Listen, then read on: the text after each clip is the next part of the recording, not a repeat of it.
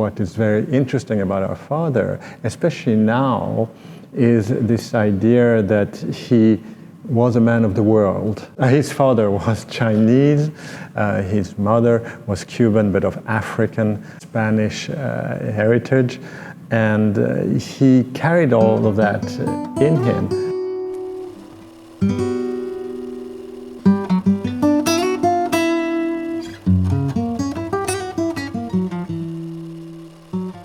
I think he's one of those artists who went through the 20th century and he experienced the tragic history of that century.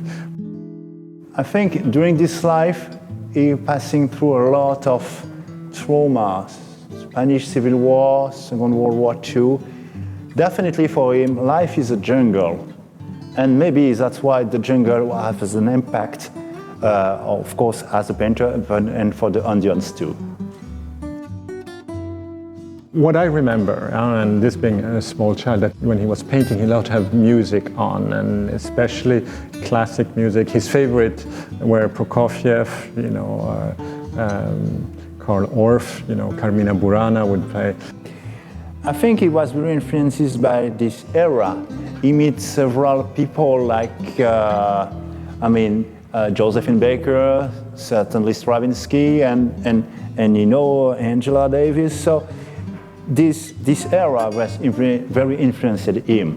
In the beginning, he's in front of a white canvas and he doesn't know where to start, and all of a sudden some inspiration would inhabit him and he would start drawing. And the way he would do it is often start with charcoal and draw the outlines of the composition in charcoal. And then the paint would come in, and then finally the composition. And at the end, he would redraw the lines and stuff like that in charcoal, do that, and then he would step back and look, and if he liked it, he liked it. If he didn't like it, we have pictures of him burning paintings. We used to live in Paris. He used to be in Albisola in his studio, and he truly enjoyed to be there, and then he would come up and visit. And of course, when he came up to Paris, he would come quite often. But he would just hang on the doorbell, and make my mother go crazy. And we would rush to the door and open because we were happy to see him. And he was, obviously very, very warm and very friendly towards us. I'm raised in Switzerland, and I remember once a month we met together in a Zurich station.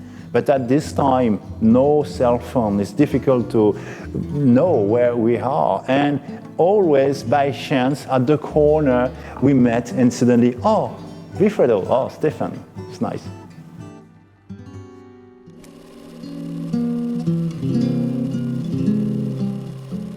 The works he's most known for is the jungle and those very lush paintings, very dense backgrounds. We look at it through time and how it evolves. We see that the line and the figures become kind of detached from the background, and the background becomes more monochrome. And in a way, the line becomes almost a central feature. And that simplification finds its highlight in print, because the print, of course, you engrave, and he truly enjoyed the process of engraving. And the relationship with Upilio was really that of almost a common creation, because he would come up with methods so that my father could use that line that he was so cherished. And you see it actually behind me. You have these very dynamic lines that kind of start, and you needed to be close, just above the plate with a bitumen powder, and he developed a system to hold his hand so that he could do this line very freely. His creativity was at its most expressed in prints in the late 60s and 70s. Mid-90s, late 90s, we went to see Upilio, who had called us and wanted to discuss with us the fate of several plates that had been pulled, but there had been no edition made out of this plate. There was a poet friend who had already published a book with my father. He happened to be in Milan at the same time. He asked, oh, in those extra plates, aren't there any plates from the book that I had done 20 years ago? And Upilio looked and said, yes, we have these extra plates. From Antichambre de la Nature. And he said, oh, how wonderful, because I just happened to write a sequel to the first poem. I wrote Antichambre de la Nature 2, and I would like to use those prints that hadn't been pulled at the time in my new book.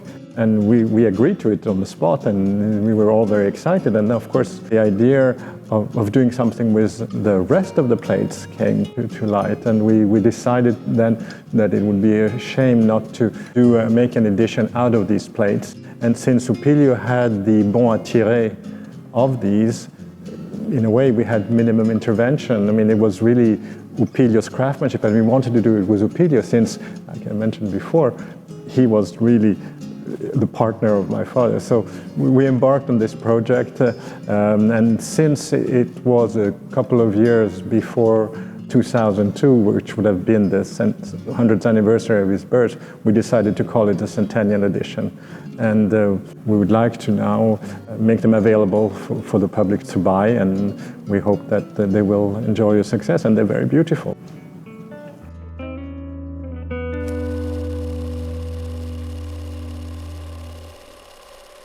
Wifredo Lam and his contemporaries in Europe in the 50s, 60s, 70s, they really explored this medium of print. And I think it's because to them it was kind of a new medium, a new discovery, even though something like lithography has been around for a long time, since the 18th century. Annual special exhibition is an opportunity for everyone in Singapore to come and learn more about the famous modern artists or very well followed contemporary artists.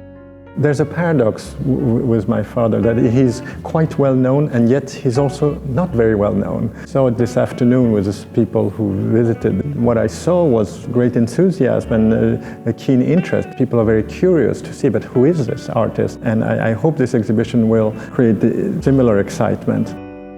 The name of my father is Wifredo Lam, and in Chinese is Lin Fei Long. I hope this Chinese part of my father was most well known, and Wifredo Lam symbolizes for me something very unique, because it's, as I said, the sentence of Singapore is unity in the diversity. So this exhibition in particular, I think it's really special because we are presenting not only just the prints, but how he worked with poet, the writer, technician, who is the printer, and how artists translate a written language into visual language. The result is really a collaboration of 3 people that created these beautiful prints of the series that we have here. And I think this will be quite a discovery for many visitors, and I hope that it will be a fulfilling one.